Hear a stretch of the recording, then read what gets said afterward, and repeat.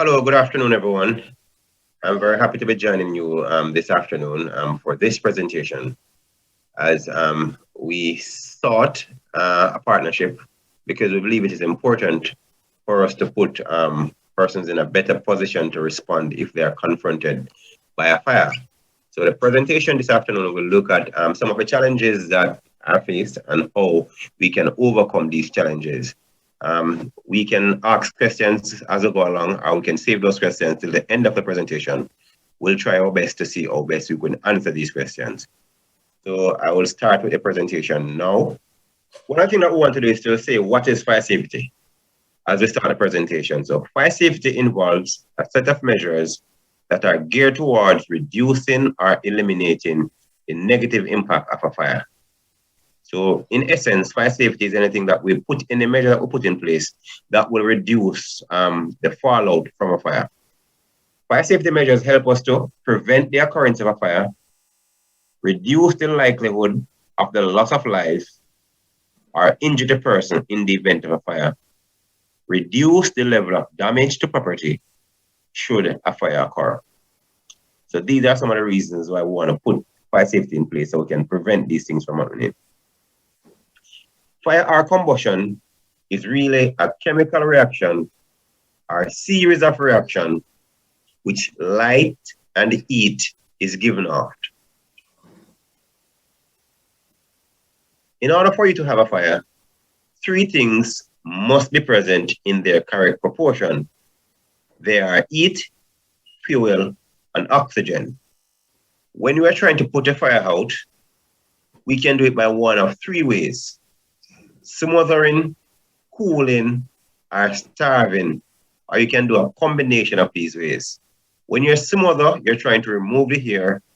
When you're cool, you're trying to reduce the heat. And when you're starving the fire, you're trying to remove or reduce the fuel. In order for us to prevent a fire, we must first identify and eliminate the fire hazards. And that's one I think that we will try to look at as we go in the presentation. A fire hazard is anything that can cause a fire to start for it to get out of control. The general rule for eliminating fire hazard is to keep the elements of combustion away. So I'm saying to prevent a fire, we must first identify and eliminate the fire hazard. A fire hazard is really anything that can cause a fire to start or get worse. The general rule for eliminating fire hazard is to keep the element of combustion apart or separated. We spoke to the element earlier where we say you must have heat, you must have fuel, and you must have oxygen. Oxygen is readily available and is the most difficult one to control. So what we try to do when we're trying to control a fire most times or reduce the hazard is talk about the fuel and you talk about the heat. So you try to keep heat source away from the fuel.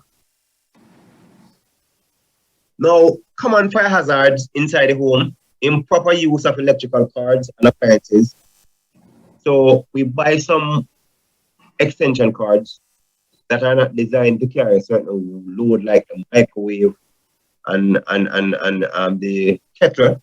I'll plug these devices into these extension cords that can't carry that weight. The cord get very hot. That is a good way to start a fire. So a rule of thumb: if you have an extension that doesn't carry a ground, any appliance you have which have a ground plug to it, it means you shouldn't use that extension for it because it means it wasn't designed for it. Because the appliance was designed to use a ground, and once the extension doesn't have a ground, don't bother using it. Overloading of electrical circuits, using extension cord for extended period of time, and generally poor housekeeping. These are some of the factors that actually can lead to a fire. Even if we're actively seeking out or eliminating fire hazards, we must still be prepared for the occurrence of fire.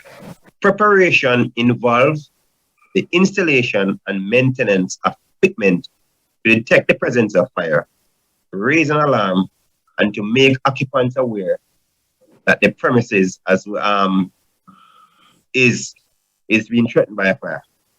So impaired vision may significantly increase the difficulty of unpreparedness or unprepared individual safely leave a burning building due to navigation. Right, so I am going to go into how a fire really impact visually impaired or blind person. And I'm going to switch presentation, which I'm going to go specifically into the issues that will confront us in that regard. All right, so the loss of sight, the loss of this sense, which is sight, may put us at a predisposition as an individual to ignite a fire accidentally or to sustain injury from an already lighted fire. And we're going to say why. People who are blind or visually impaired may be more susceptible to cooking accidents or to leaving a heater too close to a flammable object or a flammable source. And the reason for this is because you're not able to see, you might not be able to see exactly what is beside, whether it is a combustible liquid or not. Flame that otherwise would be easily extinguished can quickly become a serious threat.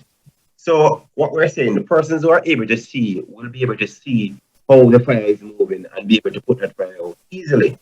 But if you have a sight impairment or you're blind, you have difficulty in doing this. The loss of sight negatively impacts the ability to escape a fire, relying heavily on your auditory clues. The blind or visually impaired individual must be able to respond to a sounding of the smoke alarm. So what I think that we're saying, one of your best sense of getting out of a building that is on fire is by virtue of hearing an alarm. So we are recommending that even inside your household, you try and install smoke alarms, smoke detectors. If it's even to buy the battery operated one and to install them, because this will give you an early warning that the environment is compromised and that a fire has started. So you can get out quickly, it gives you more time. You should plan and practice at least 2 escape routes from each room in your home. This increases the chance of surviving a fire. So what we're saying, within your household, try and know 2 routes to get out of your house. So in the event of an emergency, you know your way through those 2 routes. Now, there might be challenges or complication can arise when you are in a foreign environment, somewhere that you're not used to, such as like a hotel, a hospital, or a nursing home. And where you might not have tactile or high contrast markings designating exits are not always available. So we are saying when you go to an environment that you're not familiar with, you should quickly try and learn an exit route from such premises. And where it is possible, try and learn an alternate or a second exit route. So in the event of an emergency, you can get out. So if you go to an hospital or an health center on a regular basis, when you go there without there being an emergency, try and figure out one way out and an alternate way out. So if there's an emergency, you already have that in the back of your mind, because this is one of the challenges that you face. The inability to locate an escape route can waste precious time before smoke and toxic fumes overcome an individual. And we're saying to you from the fire department, most times than not, it is not the fire that kills someone, but it is the gases that comes from the smoke that normally go into your lungs and that actually kills you, suffocate you, or make you become disoriented and not able to leave the building. So when you figure out an alternate route from early that you can leave quickly, the gases will have less impact on you. The same can be true for individuals who would have lost their sight recently. So what we're saying now, you might have some colleagues that might recently lose their sight. So they were not born blind and they were not always blind, but they recently become blind or become visually impaired. These persons face similar challenges to persons who are in a foreign environment because they are unaccustomed to relying primarily on their sense of hearing.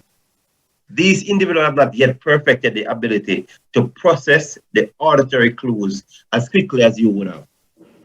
Because it is said when you lose one sense, there's an increase in the other senses. And it is said that persons who are blind or visually impaired have a keener sense of hearing. So we're saying to you, if you're aware of persons who recently become blind, you need to teach them to actually increase their awareness, or their sense of hearing might not be as keen because they are still getting used to this. Visually impaired persons are at greater risk from injuries from fire that would not necessarily harm sighted individual. The most common cause of residential fire is cooking. I would say it first. So when persons who are visually impaired or blind persons are cooking, sometimes because they're not able to see the surrounding as to what is around the stove, it sometimes brings a challenge. So we are asking that you be more careful whenever you're cooking, because you know that this is one of the greater risks to you. A fire emergency places residents in nursing facilities at significant risk for a variety of reasons. So we are saying when you look at persons in a nursing home, it places you at a greater risk. Any one of these hazards can foster fire growth. So we are saying there are several factors, and we will several hazards, and we will look at them. Nursing and group living homes are often designed with large open air living spaces that can facilitate the spread of smoke and gases. So because the place is large and open, it allows gases to spread inside these spaces easily. So that is one of the hazards. Many older nursing homes have not been built with limited means of escape, limited means of exit, limited means of egress. So we're saying you might only have one exit. That can be a challenge. Combustible interior finishes. So it means that the materials inside might be made of wood, might be out of fabric, and these things spread fire very quickly. And they might not have automatic smoke detectors, or they might not have automatic sprinkler system. So the lack of these things puts you at greater risk. Why does the lack of these things put you at greater risk? One, normally a sighted person will be able to see easily, but you are not able to see, and the smoke alarm will actually give you the audio hearing that you depend on a lot. And if you don't have that, that smoke alarm that will give you that audio warning, what is going to give you the next one is the sense of feel, which will be the heat. And I say to you, when that sense of feel is what is going to give you the signal that there's a fire, most times it is too late, because once the heat becomes hot enough for you to feel that heat, it means the place is on fire. It means the fire has grown, and it means you have less chance to escape. Nursing homes typically have other hazards such as oxygen. Some persons might have breathing challenge, flammable liquids and gases, electrical equipment, and careless smokers. So these are some of the challenges. So if any of you resides in a nursing home, these are some of the hazards that we need to look for. As caregivers, we need to look for these other hazards and see how we can reduce these hazards. The residents of nursing home also outnumbers the staff members, so there's a ratio issue. And this ratio may increase at night with fewer staff. And we're saying that because at night they use less persons, and many people with visual impairment live in nursing homes because they need assistance. Because when children put persons in a nursing home, especially older person, it's normally because they're not able to see by themselves and they need to be guided. And with the ratio between caregivers and the residents, this is a challenge, because it means that the caregivers can't pay individual attention. The key to dealing with individuals with a visual impairment is to acknowledge their ability to help themselves. So from a fire department standpoint, and we are saying to the caregivers who might be in our earshot now, we should not treat these persons as if they are persons who can't help themselves. They have a disability, which is a visual impairment, which means they might be visually impaired or they might be blind.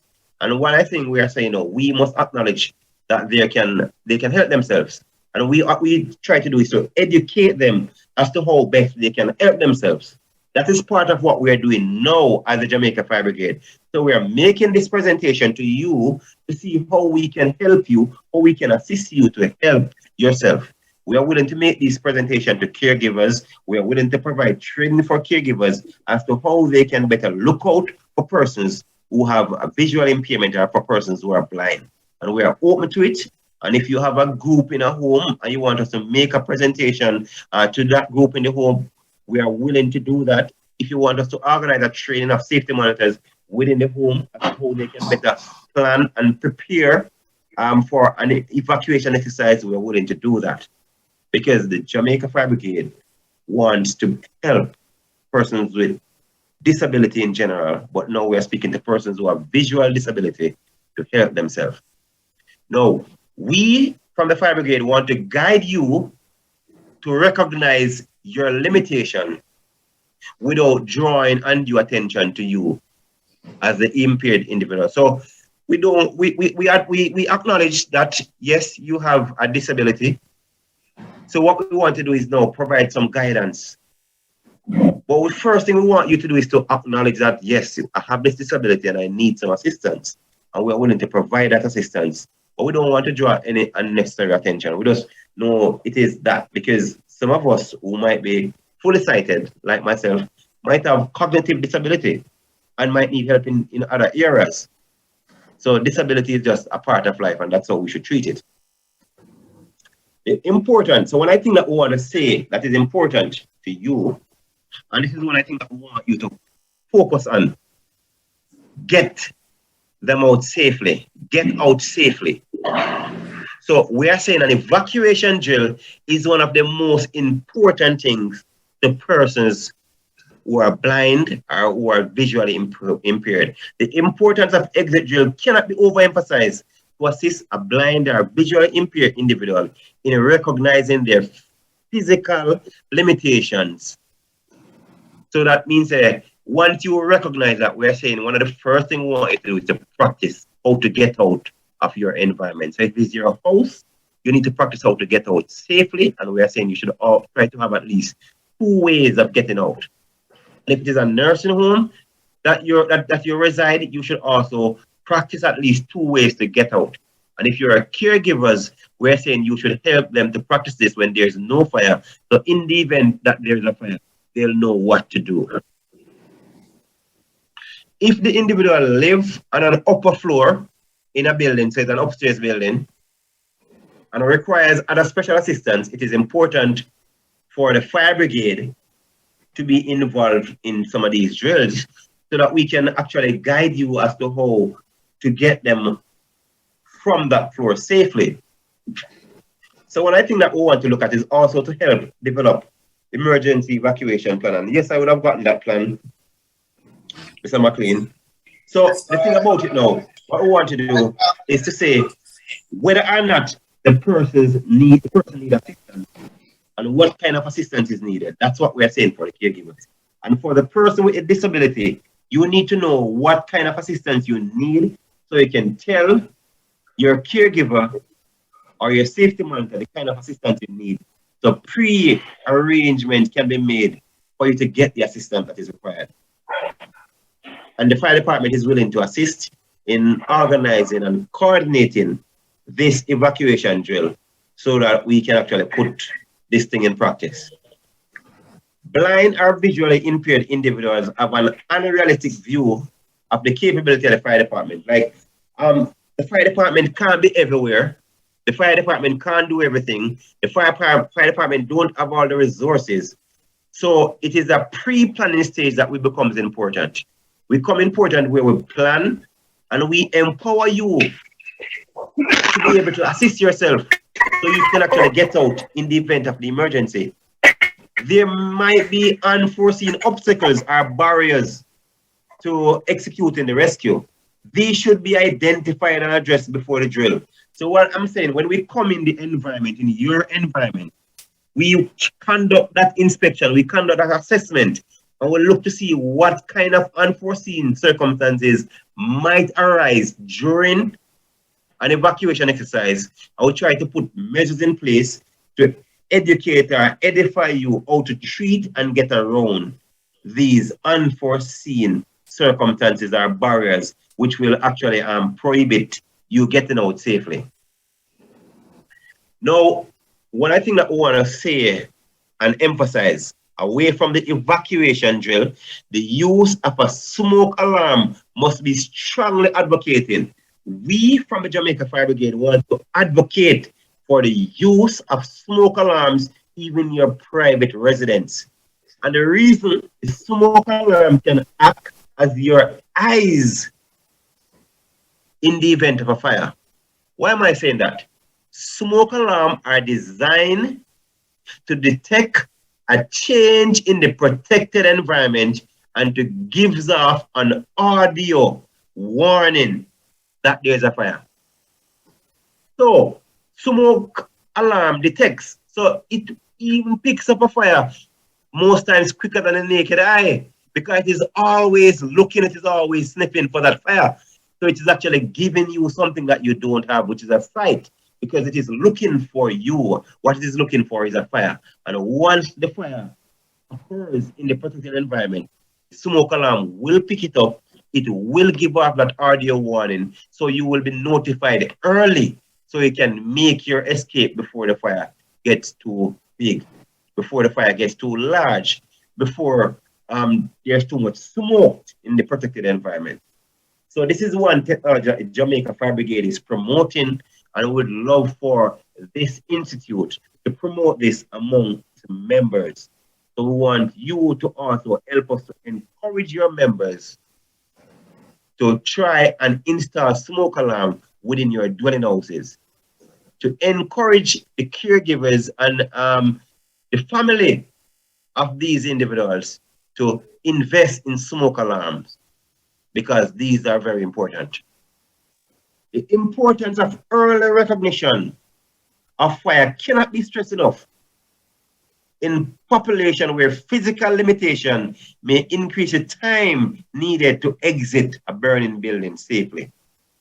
And we are saying, by virtue of your limitation of sight, it will take you a longer period of time to evacuate than somebody who is able to see, because you have to feel your way through the exit times. And that is why we're saying the early recognition, that is what the smoke alarm gives you, the smoke detectors gives you.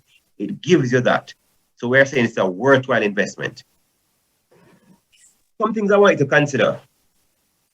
The risk that the individual will resist leaving a structure. And we're talking about when you're planning an evacuation exercise for somebody who are visually impaired or somebody who is blind. And we're talking to the caregivers now. That risk that the individual might resist leaving the structure. The person might not want to leave the structure. So you have to practice a drill to see how the person will react, so you will know whether or not the person have this inclination, so you can have that discussion with the person in a civil way to encourage them that when you hear this alarm or when we say that there's a fire, you need to get out. The individual response to a fire drill, the only way you're going to know that is if you practice one. So we're encouraging you to practice a fire drill at your house, at your workplace, and even if you reside in a nursing home. The individual's response to instruction. So if you're practicing a drill, when you give an instruction, don't go to your right, move to your left. What will the person do?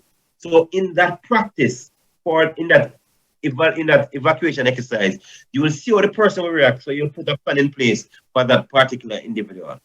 The individual's mobility, because some persons who are visually impaired or blind might also have mobility impairment, meaning their ability to move is limited, which puts them at greater risk.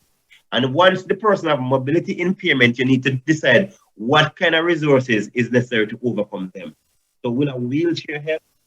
Will somebody take them out help? So you need to figure out how will we get this person out.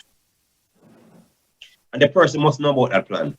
The need for extra help. Do you need additional person to help you get the person out? The individual waking response to alarm. So we want to encourage you, if you put fire drills inside, fire alarm inside your home, you need to do the drill by activating the smoke alarm to see how the person will respond. So you can know what measures need to be placed in place. Because when some people are awake, they respond differently. So you want to test it to see so you can put things in place. The probability that the individual will lose consciousness in an emergency because the person might be using mask or stuff like that. And the person has other issues, as I stated earlier. So that might cause the person to lose. I might have to remove a machine from the person, and that might cause the person to lose consciousness. So how are you going to deal with transporting this person to get them out safely? These are some of the considerations that we need to take.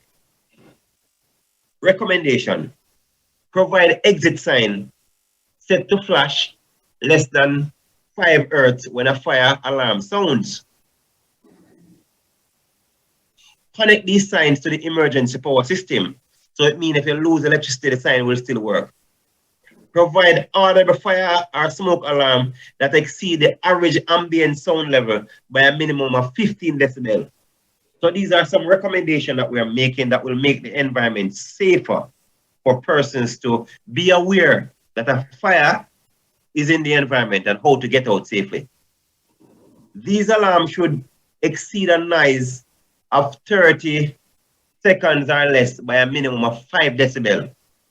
The maximum audio emergency signal should exceed 120 decibels and provide a maximum of 2 acceptable exits or horizontal exit to all accessible areas so that they can actually understand to increase the decibel so persons can hear. Now, in concluding, I want to say fire safety is a vital but often overlooked aspect of occupation health and safety for people who are blind or who are visually impaired. And that is why the Jamaica Fire Brigade want to partner with the Association for the Blind to see how we cannot overlook this aspect, to see how we can reach more members of the community, to see how we can spread the message of fire safety to this group so that in the event of an emergency, you can get out safely.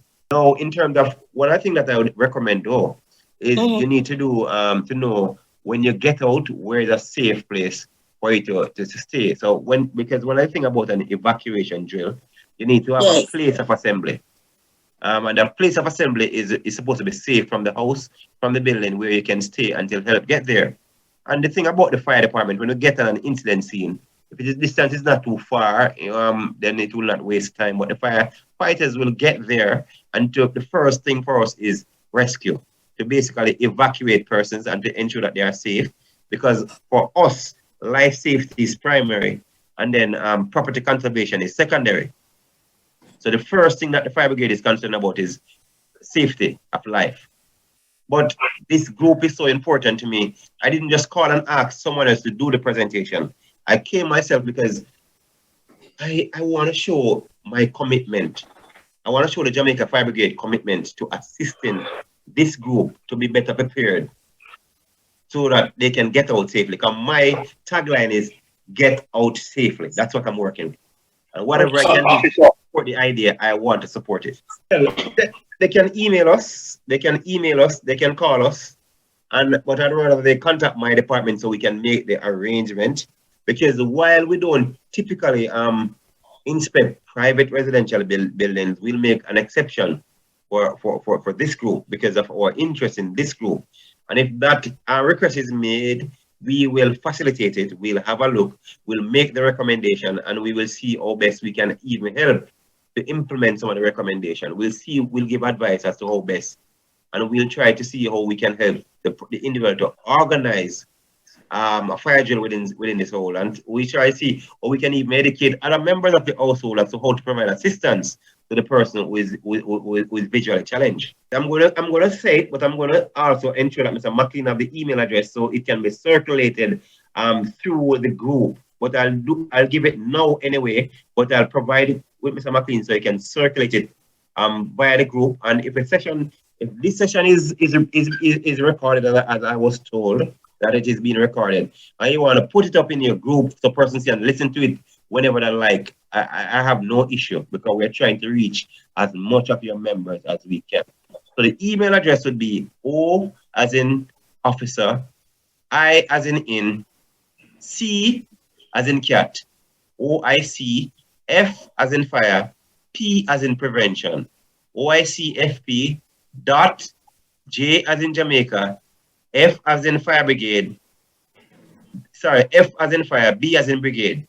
So it's OICFP dot JFB at C as in cable, W as in wireless, Jamaica.com.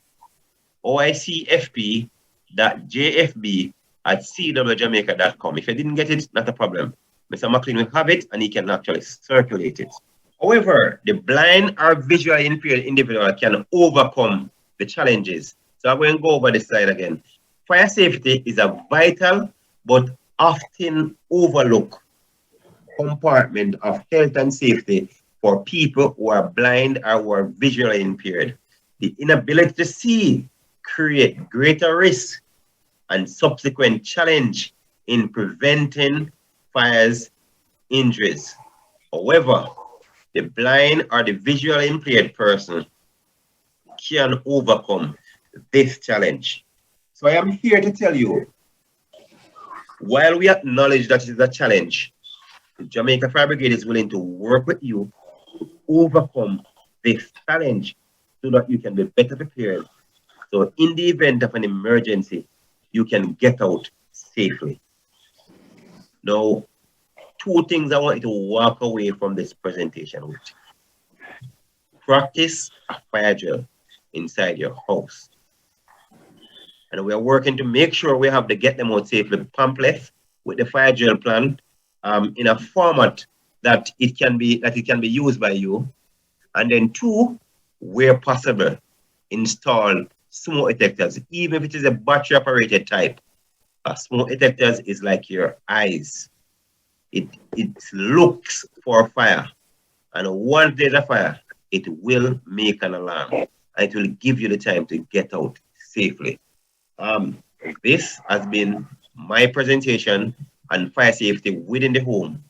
I hope that the presentation would have enlightened you, and I hope it would have educated you, and I hope it would put you in a better place to respond to an emergency and to be able to get out safely. But I will further say, we are willing to actually conduct your risk assessment, put your plans in place, and practice your drills so that you can get out. So we are here to provide that level of support. And I will say this, that commitment is coming from the highest level of the Jamaica Fire Brigade. And the main reason why I chose to do this presentation myself is to show you the commitment that we have. Because I am saying I'm leading from the front, and I am leading by example, and I'm letting my team know that I am treating this group in a very serious way in terms of preparing them to get out safely if they are confronted with a fire. And if I am doing it, I expect that they will follow my lead.